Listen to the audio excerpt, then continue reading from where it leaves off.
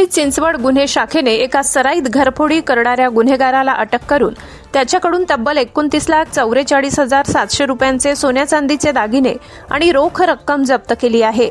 घटनांच्या अनुषंगाने तपास करत असताना सदर पथकाने अंदाजे 200 ते 250 सीसीटीव्ही कॅमेऱ्यांची पाहणी केली असता सदर आरोपी हे नेहमी चोरी करून जुन्या पुणे मुंबई हायवेने सोमाटणे टोल नाक्यावरून लोणावळ्याच्या दिशेने जात असल्याचे केलेल्या तपासात निष्पन्न झाले।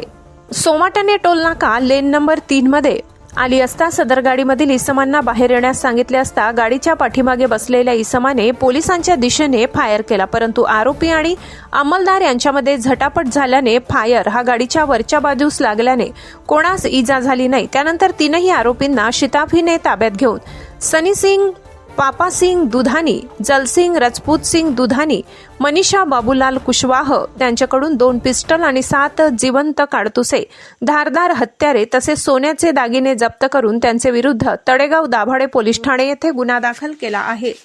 चॅनल सबस्क्राइब करा, बेल आयकॉनचे बटन दाबा, सोबत शेअर करायला विसरू नका।